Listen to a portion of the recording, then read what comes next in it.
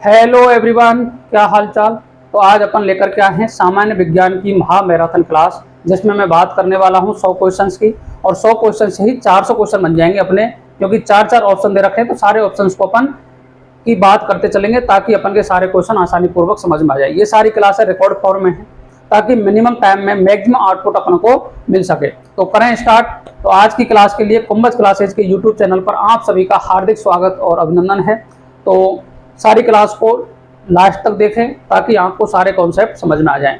ठीक है, तो करते हैं स्टार्ट। पहले क्वेश्चन से पहले भी मैं इन क्वेश्चनों को करा चुका हूं, लेकिन अब अपन शुरू से स्टार्ट करेंगे ताकि अपन को समझ में आए कि किस तरीके से क्वेश्चन पर अप्रोच करनी है। आगे बात समझ में जी। तो करते हैं स्टार्ट आज की क्लास को।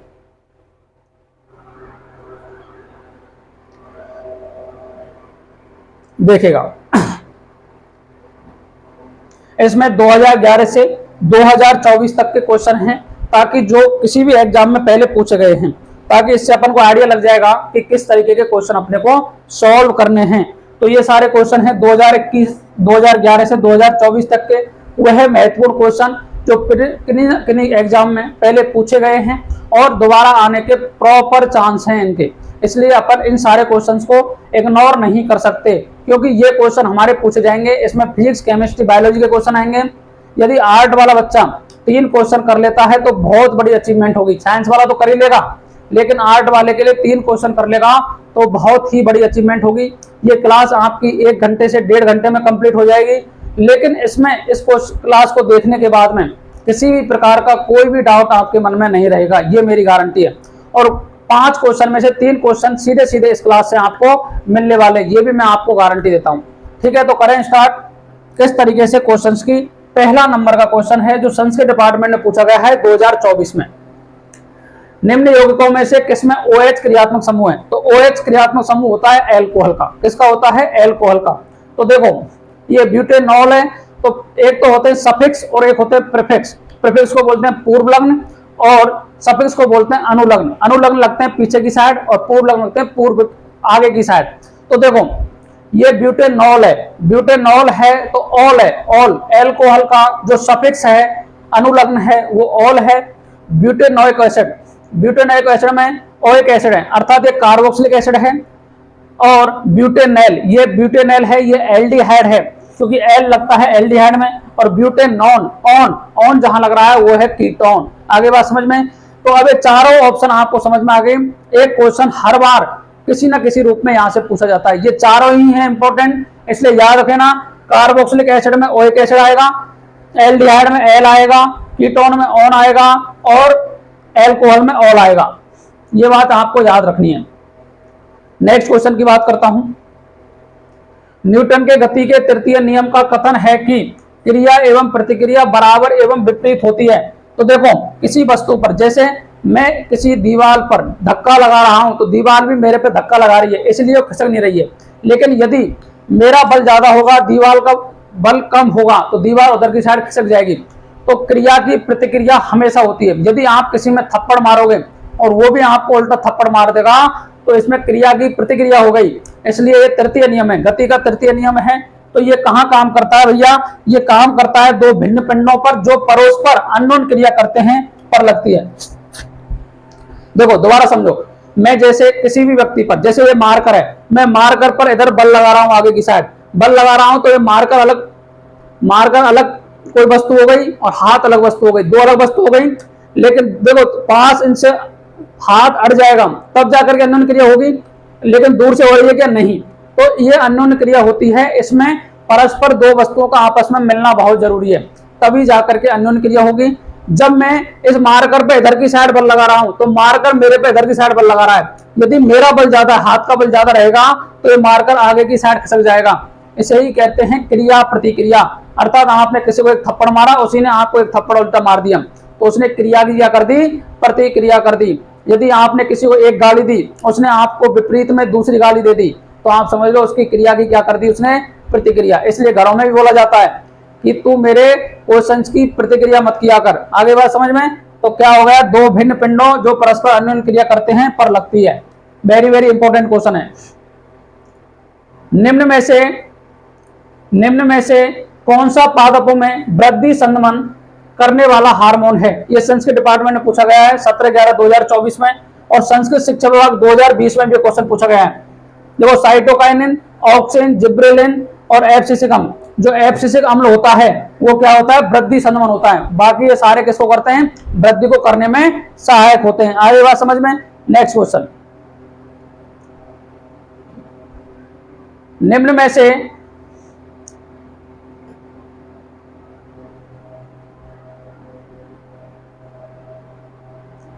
में से कौन प्रकृति व प्राकृतिक संसाधन के संरक्षण के अंतर्राष्ट्रीय संघ IUCN द्वारा संरक्षण के उद्देश्य से वर्गीकृत पौधों एवं जानवरों की संकटग्रस्त प्रजातियों की श्रेणी में संबंधित नहीं है? संबंधित नहीं है। एक तो होता है संबंधित है, एक है संबंधित नहीं है। तो नहीं का बच्चों ध्यान रख लेना आप, क्योंकि ज्यादातर क्वेश्चन में नहीं ही पूछा जाता है। तो देखो सुवेद प्रजातियां, विलुप्त प्रजातियां, दुर्लभ प्रजातियां और लुप्त प्रजातियां, ये सारी जो तीनों प्रजातियां हैं इनके लिए IUCN काम करती है, लेकिन दुर्लभ प्रजातियों के लिए यह काम नहीं करती। दुर्लभ का मतलब है जो बहुत ही दुर्लभ रूप से मिलती हैं, उनकी बात करता है। दुर्लभ की बात ये कभी भी IUCN नहीं करता है। जो हमारे पास है उसको खत्म नहीं करना है, लेकिन जो है ही नहीं उसको अपन के लिए किसी की कोई बात नहीं करता है। IUCN बात करता है कि रेड डाटा बुक प्रोवाइड करता है, जिसमें बताता है कि संकटग्रस्त अर्थात जो जातीय संकटग्रस्त हैं अर्थात विलुप्त होने की कगार पे हैं, उनके लिए रेड डाटा बुक भी प्रोवाइड करता है IUCN। नेक्स्ट, निम्नलिखित में से किसका भार सबसे अधिक होगा? ये प्राथमिक 17/11/2024 में क्वेश्चन पूछा गया है। तो बच्चों याद रखना, ये क्वेश्चन क्या है, हर बार पूछे जाते हैं। उसका रीजन क्या है, क्योंकि ये मोल कॉन्सेप्ट के क्वेश्चन है। अब मोल कॉन्सेप्ट एक तो 11वीं क्लास में पढ़ते हैं अपन, और एक पढ़ लेते हैं क्लास 9th में। क्लास 9th में फॉर्मूले की बात कर लेते हैं। तो 3 फॉर्मूले हैं इसके, आपको वो याद रखने। कैसे याद रखोगे बताओ? 3 फॉर्मूले हैं मोल के भैया। तो मोल बराबर होता है ग्राम बटे अणुभार। ग्राम बटे अणुभार। एक मोल का फॉर्मूला होता है, यदि आपको आयतन दे रखा हो तो दिया गया आयतन डिवाइड बाई 22.4 लीटर, और ये आयतन भी लीटर में दिया होना चाहिए। यदि ये ml में दे रखा है, क्या दे रखा है, ml में दे रखा है, तो आप डिवाइड करोगे 22/400 से। किससे डिवाइड करोगे? 22/400 से। तीसरा फॉर्मूला है मोल बराबर कणों की संख्या डिवाइड बाई 6.023 इंटू 10⁻23। ये 3 फॉर्मूले आपको मोल के आने चाहिए। अब देखो ये तीनों फॉर्मूले क्या हैं, वेरी वेरी इंपॉर्टेंट हैं। जैसा आपको डाटा देंगे, अब देखो आप अंधे तो हो नहीं, और जो बिल्कुल दिमाग से पैदल ही होगा वो इन फॉर्मूलों को नहीं पहचान पाएगा। जब आपको बात करता है ग्राम की, किसकी बात करता है? ग्राम की। जैसे पेपर में देगा, अब आप काफी बार क्वेश्चन पूछते हैं कि पता कैसे पड़ेगा कौन सा फॉर्मूला लगाएं, तो याद रख लेना, मैंने बोला 10 लीटर में कितने मोल हैं, तो लीटर दिख नहीं रहा क्या आपको? तो लीटर दे रखा है, तो ये फॉर्मूला यूज करोगे आप 10/22.4 ऐसे कर दोगे। अब देखो यदि ग्राम दे रखा है कि 10 ग्राम में, तो 10 ग्राम दे रखा होगा तो ग्राम बटे अणुभार। अब अणुभार काफी को याद नहीं होते, लेकिन अणुभार अपने को याद करने हैं। अणुभार परमाणु क्रमांक नहीं होते हैं, अणुभार परमाणु क्रमांक के लगभग दुगने होते हैं या +1 होते हैं। ये याद रख लेना, जब कुछ नहीं आए ना पेपर में तो याद रख लेना, जो परमाणु क्रमांक आप सोच रहे हो, जैसे ऑक्सीजन का 8 है तो इसका परमाणु भार होता है 16, नाइट्रोजन का 7 है तो उसका होता है 14। तो कम से कम आप उस आंसर की तरफ पहुंच जाओगे जो आंसर उसमें दे रखा है, क्योंकि वेरिएशन मिलेगा। जनरल साइंस के जो क्वेश्चन है ना, सभी में वेरिएशन मिलता है बहुत ज्यादा, तो आप उसके नजदीक आंसर पर जरूर पहुंच सकते हो। यदि परमाणु भार याद नहीं है तो याद रख लेना, जो आप याद कर रहे हो परमाणु क्रमांक उसका लगभग दुगना कर देना या +1। अब तीसरा, कणों की संख्या देते कि 6.023 इंटू 10⁻20 में कितने मोल प्रेजेंट हैं, तो फिर ये फॉर्मूला यूज आपको करना है। आई बात समझ में? अब देखो इसमें पूछा है आपको, इसमें क्या पूछा है बताओ? इसमें पूछा है भार। क्या पूछा है? भार। तो आपको पता है मोल बराबर ग्राम बटे अणुभार। तो ग्राम पूछा है, तो ग्राम बराबर क्या हो जाएगा बताओ, मोल इनटू अणुभार। अर्थात आपको ये भार पूछा है, ग्राम किसकी यूनिट होती है, भार की, तो ये भार है। ठीक है, अब देखो क्या पूछ रहा है, ये समझो। CO2 के 2 मोल, अब कार्बन का जो एक का भार होता है 12, एक ऑक्सीजन का 16, 2 का 32, तो ये 88 ग्राम हो गया। क्या हो गया, 88 ग्राम। CaCO3, इसका मोलिकुलर वेट आता है 100, क्योंकि कैल्शियम का 40, कार्बन का 12, ऑक्सीजन का 48, 3 ऑक्सीजन है, 2 मोल है, 100, तो ये हो गए 200। कितने हो गए, 200 ग्राम। इसके बाद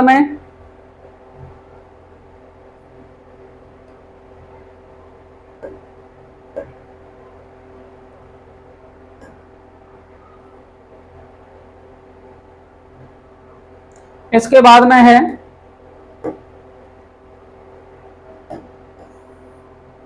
H2O के, ये निकाल दिए।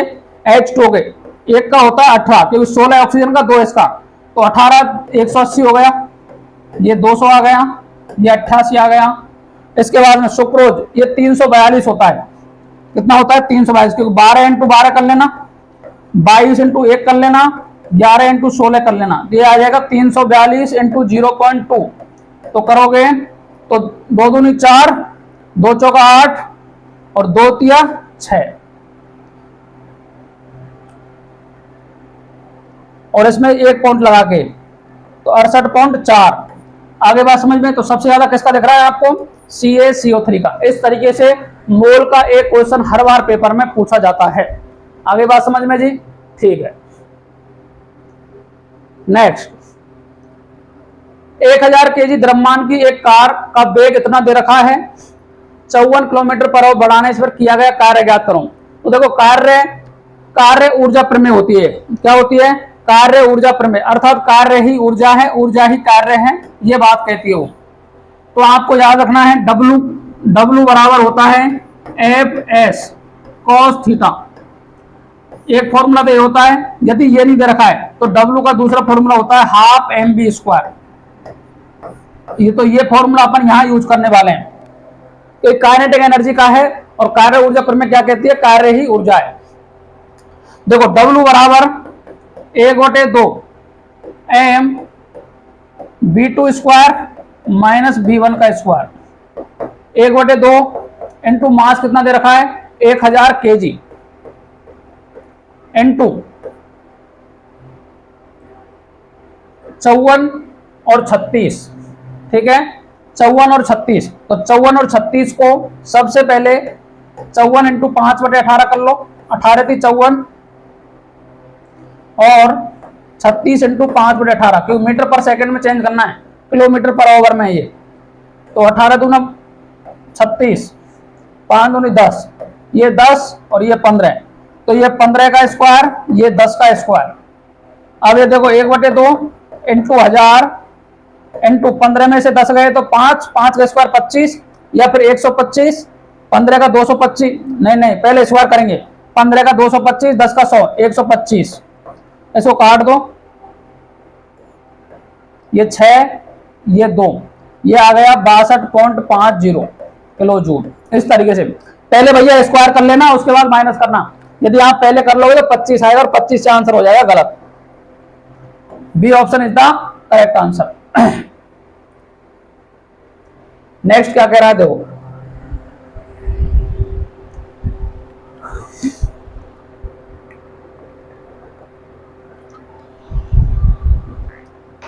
नेक्स्ट क्वेश्चन क्या कह रहा है, निम्नलिखित रासायनिक समीकरण को संतुलित करने पर Fe, H2 और Fe3O4 और H2 के गुणांक लिखो। तो देखो गुणांक में क्या करोगे, आपको रिएक्शन दे रखी है। सबसे अच्छी बात तो क्या कर रखा है, रिएक्शन दे रखी है। अब रिएक्शन दे रखी है तो आपको पहचानना आसान हो जाएगा। तो देखो भैया Fe, H2O, Fe3O4 और H2, Fe यहाँ 3 है, कितने 3, ये कितने 3, तो यहाँ 3 लग जाएगा। ठीक है, O कितने 4 है, यहाँ 1 है, तो यहाँ 4 लग जाएगा। ऑक्सीजन यहाँ 8 हो गए, ऑक्सीजन 4 हो गए। ठीक है, हाइड्रोजन 8 हो गए, 8 हो गए, तो यहाँ 4 लगा दो। तो क्या क्या गुणांक आए बताओ, 3 4 1 4, 3 4 1 4, 3 4 1 4, ये है कहीं, ये रहा, B option is the correct answer. इस तरीके से इसको क्या कर लोगे, बैलेंस कर दोगे आप। नेक्स्ट क्वेश्चन, जैव विकासीय दृष्टि से छिपकली, पक्षी व मनुष्य के अग्रपाद की अस्थियों की व्यवस्था में समानता उदाहरण है। समजातक, समजातक होते हैं जिनकी उत्पत्ति समान होती है, जिनकी उत्पत्ति समान होती है और कार्य भिन्न भिन्न होते हैं, वो समजातक कहलाते हैं। समवृत्ति अंग, जिनके कार्य समान हो उत्पत्ति अलग अलग हो, वो कहलाता है समवृत्ति अंग। क्या कहलाते हैं जी? समवृत्ति अंग। तो B option is the correct answer हो जाएगा। इसके बाद में नीचे दी गई 3 परिस्थिति रखी भैया, नीचे 3 परिस्थिति दे रखी हैं जिसमें आपको बताना है कि कार्य क्या क्या होगा। तो मैंने बता रखा है आपको, W बराबर F.S cos थीटा और थीटा बराबर 0 डिग्री होता है जब मैक्सिमम होगा जी, मैक्सिमम, क्योंकि थीटा की वैल्यू होती है 1, 0 डिग्री कितनी होती है 1। थीटा यदि 90 डिग्री है तो 0 हो जाएगा और थीटा बराबर 180 डिग्री है तो उसका मान आएगा -1। तो अब देख लो कौन कौन सी स्थिति बन रही है। आपको लग रहा होगा यहाँ बल और विस्थापन में 90 डिग्री का कोण है, अर्थात यहाँ कार्य हो गया 0। क्या हो गया? 0। यहाँ बल इधर की साइड लग रहा है, ये विस्थापन इधर की साइड हो रहा है, एक दूसरे के विपरीत लग रहे हैं, तो यहाँ -1 आएगा, अर्थात मिनिमम आएगा ऋणात्मक। यहाँ बल भी इधर लग रहा है और विस्थापन भी इधर ही हो रहा है, तो ये 0 डिग्री है, 0 डिग्री है तो मैक्सिमम वर्ग होगा। तो A option is the correct answer, 0, ऋणात्मक और धनात्मक। नेक्स्ट क्वेश्चन, प्रोपेनॉन एक 3 कार्बन यौगिक है जिसमें क्रियात्मक समूह है। तो देखो प्रोपेनॉन, ऑन आ गया तो हो गया कीटोन। क्या हो गया? Ketone. 3 option is the correct answer. निम्नलिखित में से भारत में कौन सा भारत का बायोस्फीयर रिजर्व नहीं है? पंचगढ़ी, कच्छ, पन्ना, फूलों की घाटी। तो याद रखना है सीधा, फूलों की घाटी क्या नहीं है? बायोस्फीयर नहीं है। नेक्स्ट क्वेश्चन, निम्नलिखित में से कौन सा कथन असत्य है? जब कैल्शियम ऑक्साइड जल के साथ अभिक्रिया करता है। तो ये रिएक्शन आप देखो याद होनी चाहिए भैया, 10th क्लास में दे रखी है, तो याद होनी अपने को चाहिए।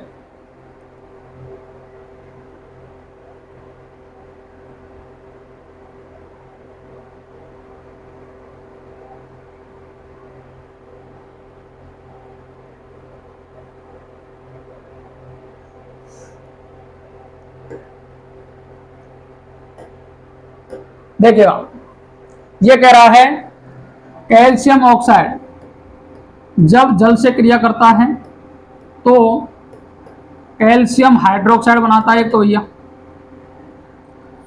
ठीक है, और कुछ मात्रा में हीट निकल जाती है। अब देखो ऑक्सीजन 2 हैं, हाइड्रोजन 2 हैं, ठीक है। अब मेरे को बताओ पहला क्या कह रहा है? पहला कह रहा है यह बुझे हुए चूने का निर्माण करता है। तो देखो जब ये ऐसे दे रखा है तो ये है बिना बुझा हुआ चूना, बिना बुझा हुआ चूना। जब इसमें जल मिल गया तो ये बुझ गया, तो ये हो गया बुझा हुआ चूना। काफी बार तो यही पूछ लेता है बुझा हुआ चूना कि बुझे हुए चूने का सूत्र क्या है, बिना बुझे हुए चूने का सूत्र क्या है। सही बात है, ये A option is the correct answer. आपको पूछा है कैल्शियम ऑक्साइड के साथ अभिक्रिया करता है, तो असत्य कथन पूछा है, असत्य, ठीक है। दूसरा, इसमें अधिक मात्रा में ऊष्मा निकलती है।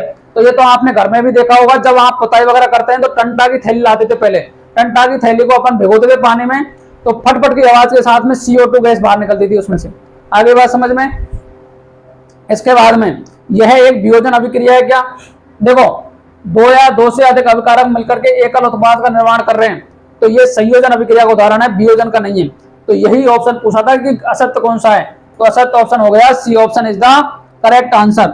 संतुलित रासायनिक समीकरण में कैल्शियम ऑक्साइड जल और प्राप्त उत्पाद के गुणांक 1 हैं। बिल्कुल सही है, एक ही है ना, सभी के आकर के स्टोइकोमेट्री 1 है। तो ये सारे ऑप्शन सही है। ये क्वेश्चन दोबारा आ सकता है, स्कूल शिक्षा विभाग में 2022 में क्वेश्चन पूछा गया है। अच्छों के पर निकल गए होंगे इस क्वेश्चन को देख करके। नेक्स्ट क्वेश्चन, कार्बन के निम्न यौगिकों में से किसका गलनांक अधिकतम होता है? तो गलनांक मतलब होता है गलने की क्षमता। तो गलने की क्षमता सबसे ज्यादा अधिकतम पूछिए, तो अधिकतम गलनांक होगा एसिटिक अम्ल का, क्योंकि हाइड्रोजन बॉन्ड मिलता है इसमें। नेक्स्ट है सिरका 1 बिलियन है, सिरका बिलियन, एसिटिक एसिड का बिलियन होता है जल में, और ये कितना होता है 5 से 8% या 3 से 4% भी काफी बार आंसर में दिया होता है, तो 3 से 4% हो जाएगा। लेकिन याद रखना है एसिटिक अम्ल का होता है जल में। एसिटिक अम्ल का फॉर्मूला क्या होता है? CH3COOH। क्या होता है? CH3COOH। आई बात समझ में?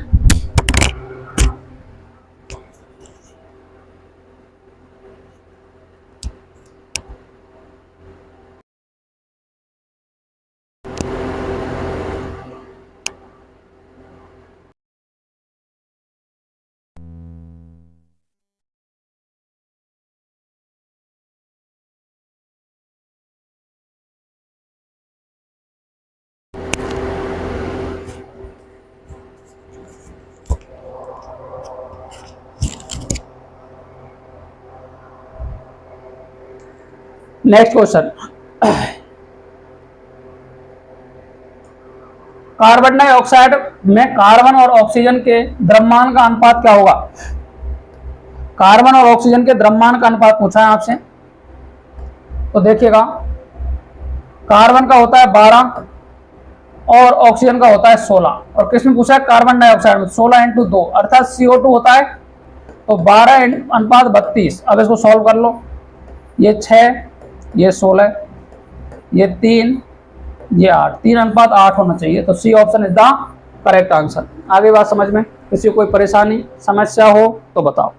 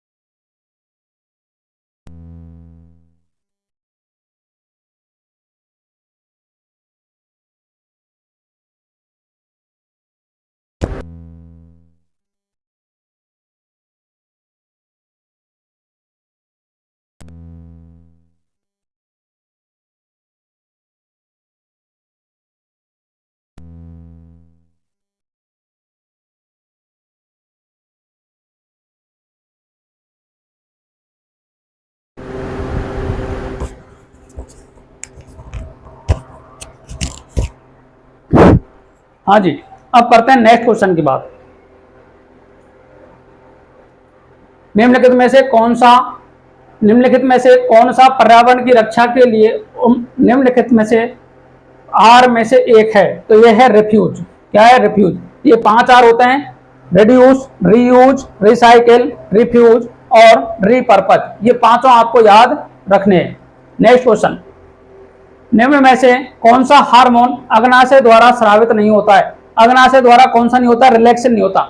ये ग्लूकागोन, इंसुलिन और सोमेटोस्टेटिन ये होते हैं अग्नाशय से। क्या होते हैं? अग्नाशय से। रिलैक्सिन नहीं होता है। नेक्स्ट क्वेश्चन है, 40 किलोग्राम द्रव्यमान वाली एक लड़की 6 मीटर पर सेकंड क्षैतिज वेग से घर्षण रहित पहियों वाले रिक्शा पर कूदती है। यदि गाड़ी का द्रव्यमान 4 केजी है तो निकाय का अंतिम वेग होगा। इसमें आपको कोई बाह्य बल कार्यरत नहीं है। तो देखो भैया, इसको करने के लिए बढ़िया क्वेश्चन है, फॉर्मूला यूज करेंगे mb बराबर mb। ठीक है, संवेग संरक्षण के नियम पर काम करता है। सबसे पहले क्या कहा है? 40 केजी द्रव्यमान वाली एक लड़की, तो 40 × 6 मीटर पर सेकंड, 6 मीटर के वेग से चल रही है के क्षैतिज वेग पर घर्षण रहित पहियों वाली स्थिर गाड़ी पर कूदती। यदि गाड़ी का द्रव्यमान 4 केजी है, गाड़ी का द्रव्यमान कितना है? 4 केजी, तो 4 + 40, क्योंकि 4 की तो गाड़ी है और 40 की लड़की कूद रही है, तो दोनों का अपन द्रव्यमान यहाँ काउंट करेंगे और इनटू कर लेंगे b। अगर आपको b फाइंड करना है तो 40 × 6 डिवाइड बाई 44। तो कर लो बात। अब देखो 2 से 3 बार, ये 22 बार, ये 11 बार, ये 20 बार, तो 60 बटे 11, 11 पन्ना 55, 5 बच गए, 11 5.5 आना चाहिए इसका आंसर। तो 5.5 कौन सा है, fourth option is the correct answer. इस तरीके से इस क्वेश्चन को अपन क्या कर सकते हैं, सॉल्व कर सकते हैं। नेक्स्ट क्वेश्चन, कार्बन के किस अपर रूप में परमाणु फुटबॉल की तरह दिखाई देते हैं? तो फ्लोरीन C60 में। किसमें दिखते हैं? फ्लोरीन C60 में। 20 ग्राम द्रव्यमान की एक बुलेट को 2 केजी द्रव्यमान की पिस्टल से 150 मीटर पर सेकंड वेग से 36 दागा गया है। पिस्टल का प्रक्षिप्त वेग पीछे हटने का वेग ज्ञात करना है। तो आपको कौन सा फॉर्मूला यूज करेंगे बताओ? वही संवेग संरक्षण, mv बराबर माइनस mv। क्या कह रहा है? 20 ग्राम द्रव्यमान की एक बुलेट, तो 20 ग्राम है और 150 डिवाइड बाई 2000 इंटू बी, यहां माइनस में आएगा ये, ठीक है। माइनस ये बताएगा कि जब बुलेट आगे की साइड जाएगी तो बंदूक कहां आएगी, पीछे की साइड आएगी। तो देखो कर लो सॉल्व इसको, 20 से कितनी बार हो गया, 100 बार, और ये तो ये 1.5 आ गया, माइनस 1.5 कितना आ रहा है, माइनस 1.5। इस तरीके से फॉर्मूले को अपन यूज कर सकते हैं। नेक्स्ट क्वेश्चन, 1 किलोवाट ऊर्जा में वाणिज्यिक इकाई के जूल में मान ज्ञात करो। जूल में मान ज्ञात करना है, सबसे पहले 1 किलोवाट, खोल लो इसको, अपन कर लो 1 kWh। 1 किलोवाट का 1 किलो का मतलब होता है 1000 ग्राम, ओवर का मतलब होता है 60 मिनट, 60 मिनट में 60 सेकंड, तो 1000 इंटू 3600। अब इसको कर लो 3.6 इंटू 1 2 3 4 5 6, 10 टू पावर 6 जूल आ गया। ये D option is the correct answer. वृक्कीय नली तथा लार ग्रंथि की नली के अस्तर का निर्माण कौन से ऊतक द्वारा होता है? तो घनाकार एपिथेलियम द्वारा होता है। ये भारी चोटों से भी हमारे शरीर की सुरक्षा करता है, घनाकार एपिथेलियम। नेक्स्ट क्वेश्चन, किसी वस्तु का संवेग को परिभाषित किया जा सकता है। संवेग क्या होता है बताओ?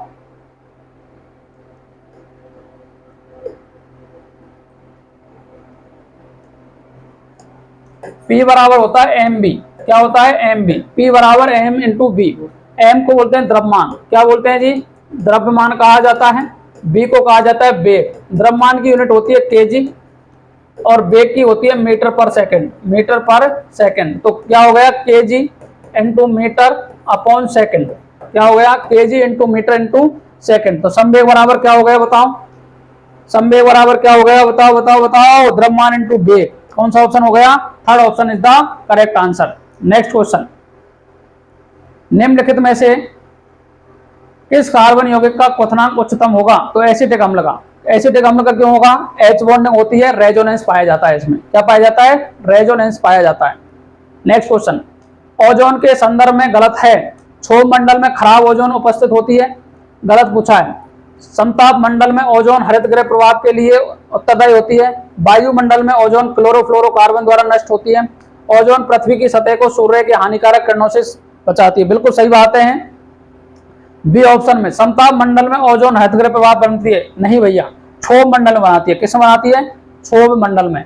तो B option is the correct answer हो जाएगा इसमें। नेक्स्ट क्वेश्चन, नीचे दिए गए कूट की सहायता से भूवैज्ञानिक अवधि युगों की सही अनुक्रम का चयन करो।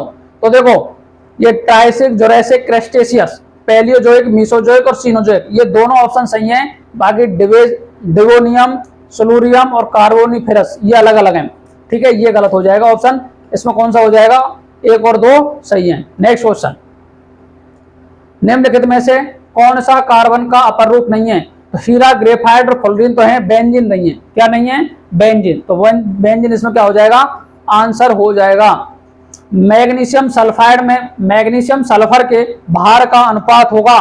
तो देखो, मैग्नीशियम और सल्फर, सबसे पहले तो फॉर्मूला बनाना आना चाहिए अपने को। क्या आना चाहिए?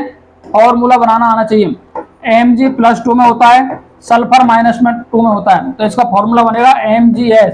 Mg का भार 24 होता है, सल्फर का 32 होता है। 24 32, 4 से 24, 4 8 32, 2 3 6, 2 4 8, 3:4 आना चाहिए इसमें आंसर। क्या आना चाहिए? 3:4। तो D option is the correct answer हो जाएगा। नेक्स्ट क्वेश्चन, 100 वाट का एक बल्ब 6 घंटे प्रतिदिन काम में लिया जाता है, बल्ब द्वारा एक दिन में व्यर्थ ऊर्जा किलोवाट में ज्ञात करो। तो देखो 100 वाट का है,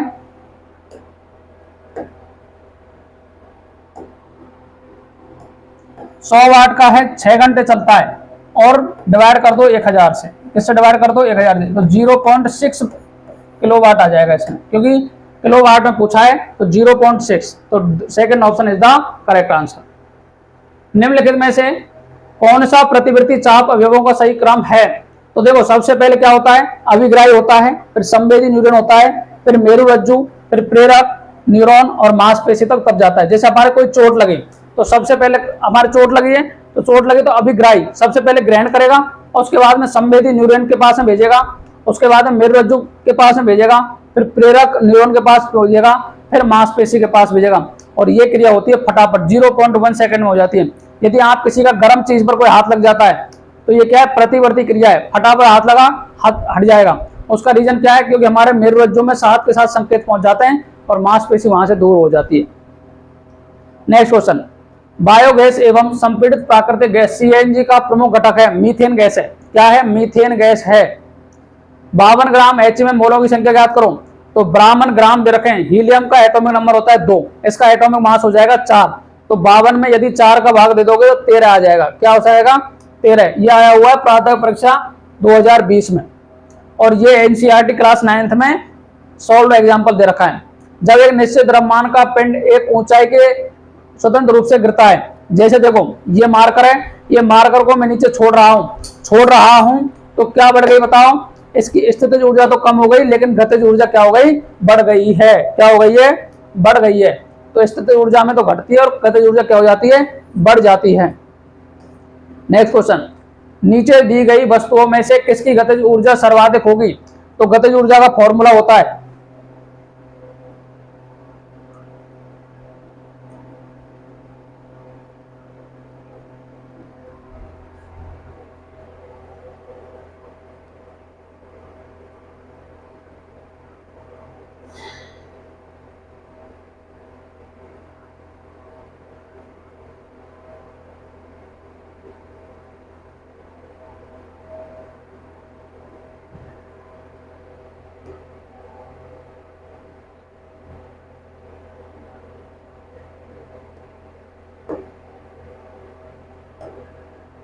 गतिज ऊर्जा का फॉर्मूला क्या होता है बताओ? के बराबर हाफ mv²। जहां मास और वेलोसिटी का मल्टीप्लाई सबसे ज्यादा आ जाएगा वही आंसर हो जाएगा। तो इसमें करोगे मल्टीप्लाई तो 3 ऑप्शन आ जाएगा, 2m और 3v चाल। क्या हो जाएगा? 2m और 3v चाल।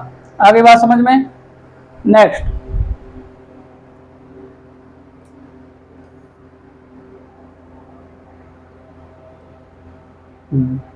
नेक्स्ट, क्वेश्चन क्या कह रहा है?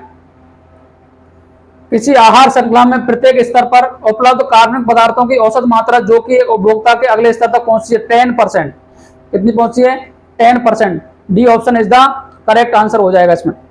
नेक्स्ट क्वेश्चन, मानव कोशिका में गुणसूत्रों की संख्या होती है 46। कितनी होती है? 46 गुणसूत्र होते हैं। देखो इसको समझा दूं मैं आपको, इसके क्वेश्चन आपको आगे भी दिखेंगे, लेकिन समझ लो इसको।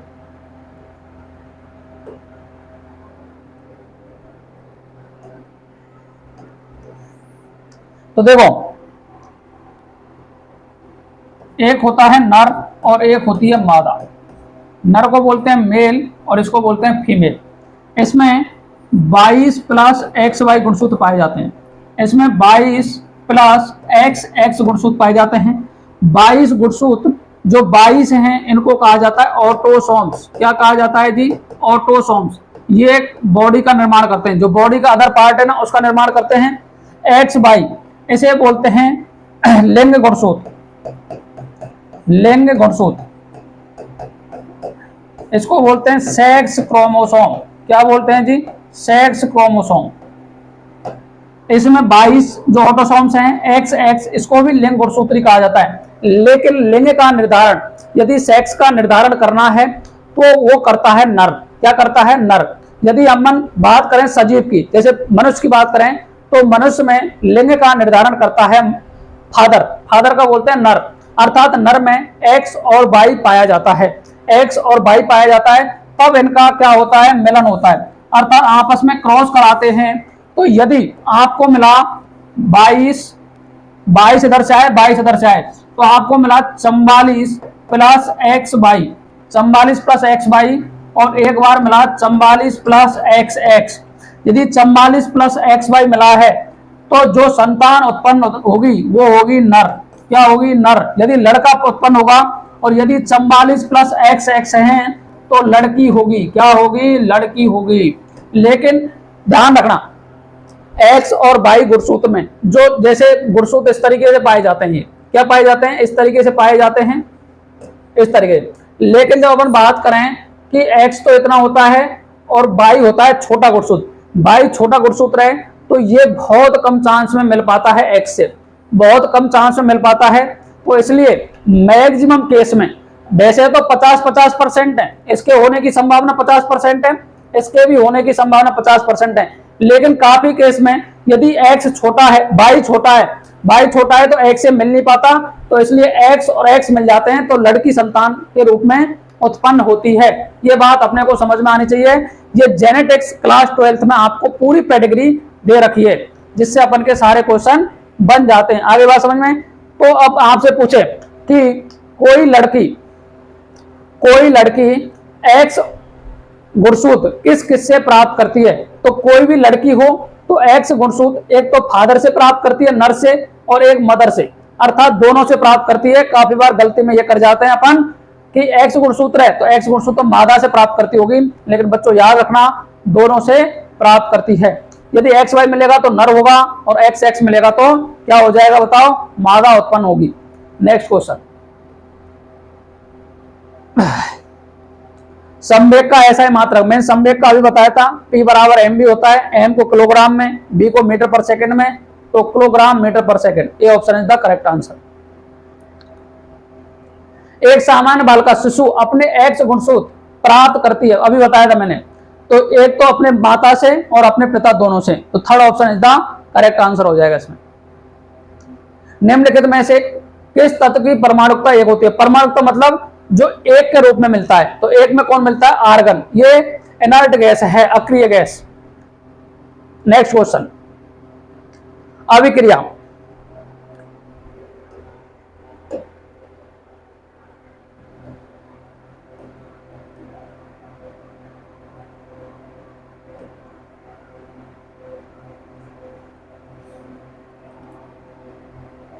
देखो, Na2SO4 BaCl2 BaSO4 2NaCl, तो याद रखना, देखो इसका SO4 को किसने चुरा लिया, इसके SO4 को चुरा लिया Ba ने, इसके Cl2 को किसने चुरा लिया, इसके Cl2 को चुरा लिया NaCl ने।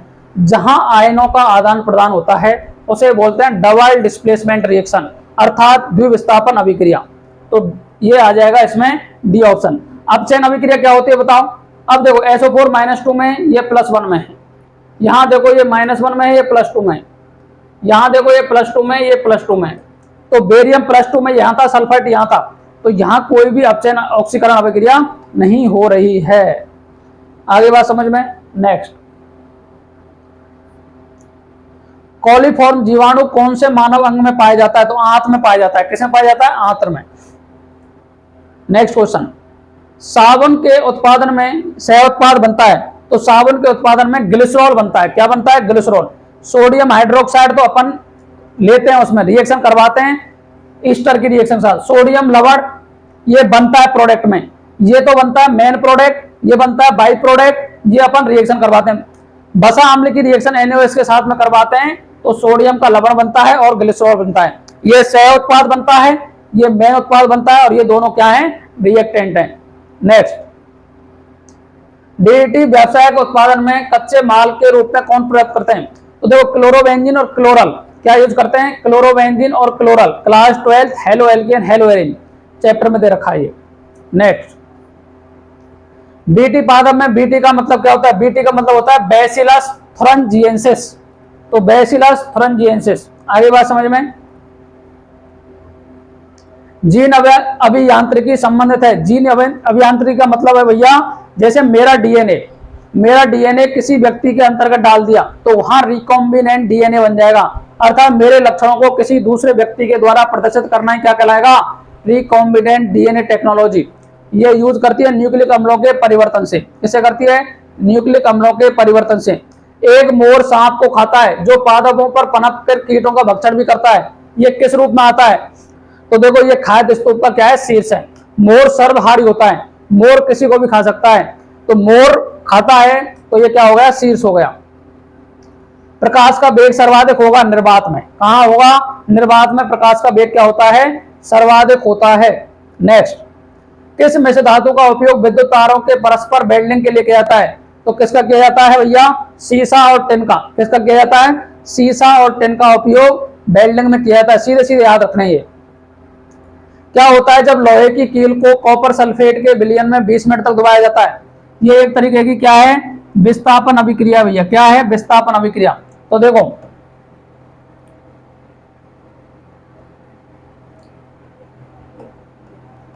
Fe plus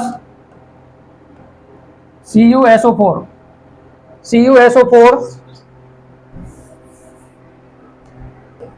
Fe plus CuSO4 इन कन्वर्ट FeSO4 प्लस Cu, अर्थात ये विस्थापन अभिक्रिया का एग्जाम्पल है। तो देखो, कॉपर सल्फेट का से कॉपर बन गया है तो कलर क्या हो जाएगा, फेड हो जाएगा। Fe का कलर क्या होता है, बोलो? Fe के कलर में चेंज हो जाएगा। तो ऑप्शन की तरफ चलते हैं। लोहे की कील का रंग भूरा हो जाता है, ये रंग भूरा हो जाएगा, ये भूरा हो जाएगा। और कॉपर का सल्फेट का विलयन नीला रंग फीका पड़ जाएगा। कॉपर सल्फेट कहाँ गया, Fe के साथ में, तो इसका रंग क्या हो गया, नीला हो गया। ये 2014 में पूछा गया था, बहुत ही इंपॉर्टेंट क्वेश्चन था ये। ठीक है। नेक्स्ट, गुरुत्वाकर्षण बल जिसे सूर्य पृथ्वी को आकर्षित करता है, सूर्य आकर्षित करता है, तो इसका आंसर पूछा है कि कौन सा सही है। तो देखो, वह उसे अधिक होता है जो पृथ्वी को आकर्षित करता है। तो गुरुत्वाकर्षण बल एक दुर्बल बल है। क्या है? दुर्बल बल। पृथ्वी को आकर्षित नहीं कर पाता है क्योंकि पृथ्वी की त्रिज्या बहुत ज्यादा है, इसलिए अपन को महसूस नहीं होता। आकर्षित तो करता है लेकिन महसूस नहीं होता है। वह उस बल से कम होता है जिसके द्वारा पृथ्वी सूर्य की ओर आकर्षित होती है। वह उस बल के समान होता है जिसके द्वारा पृथ्वी सूर्य को आकर्षित करती है। वह बल दोनों के बीच की दूरी के अनुसार बदलता है। तो दूरी के अनुसार तो बदलता है, क्योंकि जब फॉर्मूले की बात करूंगा मैं,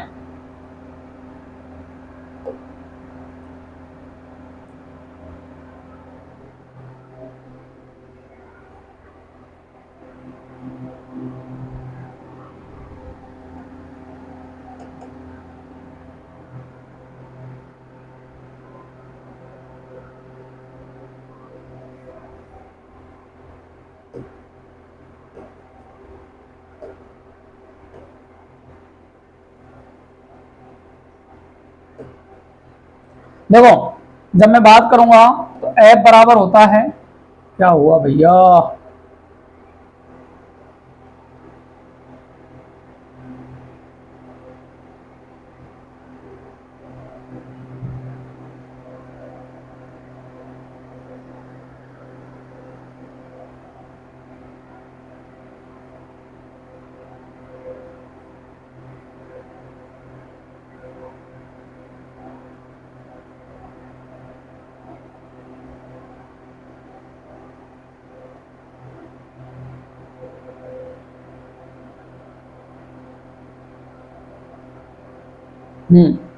देखो, जब मैं बल की बात करता हूं,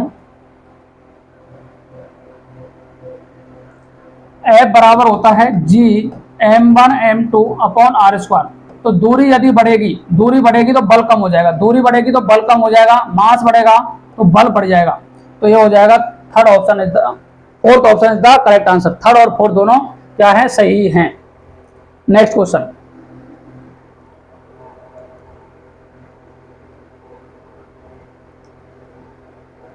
रासायनिक रूप से जंग होती है आयरन ऑक्साइड की। किसकी होती है? आयरन ऑक्साइड की होती है। नेक्स्ट क्वेश्चन है, निम्नलिखित कथनों पर विचार कीजिए। जैव विविधता समृद्ध क्षेत्रों में दिन का तापमान 15 डिग्री सेंटीग्रेड से 28 डिग्री सेंटीग्रेड के बीच तथा वार्षिक वर्षा 120 सेंटीमीटर से कम होती है। ये गलत बात है, क्योंकि जैव विविधता जहां मिलेगी ना, तापमान कम से कम रूम टेम्परेचर पे तो मिलना चाहिए 18 डिग्री सेंटीग्रेड से 32 डिग्री सेंटीग्रेड मिलता है, और 150 सेंटीमीटर क्या होनी चाहिए वर्षा। तो सेकंड ऑप्शन तो करेक्ट हो गया। दूसरा है अधिक ऊंचाई वाले क्षेत्रों में जैव विविधता कम होती है। तो सही पूछा है आपको, क्या पूछा है, सही पूछा है। तो देखो जैव विविधता ऊंचाई वाले क्षेत्रों पर कम होती है, तो ऑप्शन हो जाएगा fourth is the correct answer. Next question,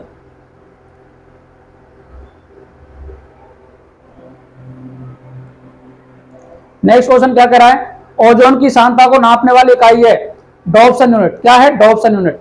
next question है, निम्नलिखित कथनों पर विचार करो भैया। एक ताप विद्युत ग्रह जिसमें कोयला ऊष्मा का स्रोत हेतु उपयोग में लिया जाता है, वह उस विद्युत ग्रह उसमें में प्राकृतिक गैस का उपयोग होता है जो अपेक्षा कार्बन डाइऑक्साइड का उत्सर्जन अधिक करता है। ताप विद्युत ग्रह जिसमें काले कोयले के स्थान पर भूरे कोयले का उपयोग कार्बन डाइऑक्साइड के उत्सर्जन को कम करता है। एक ताप विद्युत ग्रह जिसमें कोयले का उपयोग किया जाता है, उसकी ऊष्मा रूपांतरित 75% के लगभग होती है। आपको पूछा है कौन सा सही है, तो एक तो ये फर्स्ट वाला सही है और एक थर्ड वाला सही है, क्योंकि 75% ही किसकी होती है, दक्षता होती है, उससे ज्यादा नहीं होती है। नेक्स्ट क्वेश्चन, 2 या 2 से समान परमाणु जुड़कर के अणु बनाते हैं। क्या बनाते हैं, अणु बनाते हैं। समर्थ जीवन का प्रतिपादन किसने किया था, डार्विन ने। किसने किया था, डार्विन ने। प्राणी जो काजीरंगा अभयारण्य में पाया जाता है, गैंडा। क्या पाया जाता है, गैंडा पाया जाता है। इस तरीके के सारे क्वेश्चन आपके जो भी इंपॉर्टेंट थे प्रीवियस ईयर में आए थे, मैंने सारे क्वेश्चन आपको एक बार नजर दिखा दिए। तो सारे क्वेश्चन को नजर फेर करके देख लें ताकि आपको समझ में आ जाए किस तरीके के क्वेश्चन पेपर में पूछे गए हैं और अपन को किस तरीके के क्वेश्चन करने हैं। तो आज के लिए रखते हैं यहीं तक। क्लास को लास्ट तक देखें, बताएं कैसी लगी क्लास और कमेंट द्वारा बता दें। गर्मी बहुत पड़ रही है, सेफ रहें, घर में रहें, अच्छी तरह माता पिता का सम्मान करें और बड़े बुजुर्गों का सम्मान करें। धोखाधड़ी से बचें, दिखावे से बचें। अपना जीवन को जिस तरीके का है उसी तरीके का प्रेजेंटेशन करें। दिखावा करने वाले व्यक्ति एक ना एक समय में दुख पाते हैं, यह आपको पता होना चाहिए। तो आज के लिए रखते हैं यहीं तक। Thank you very much. Radhe Radhe, जय श्री कृष्ण, जय श्री श्याम।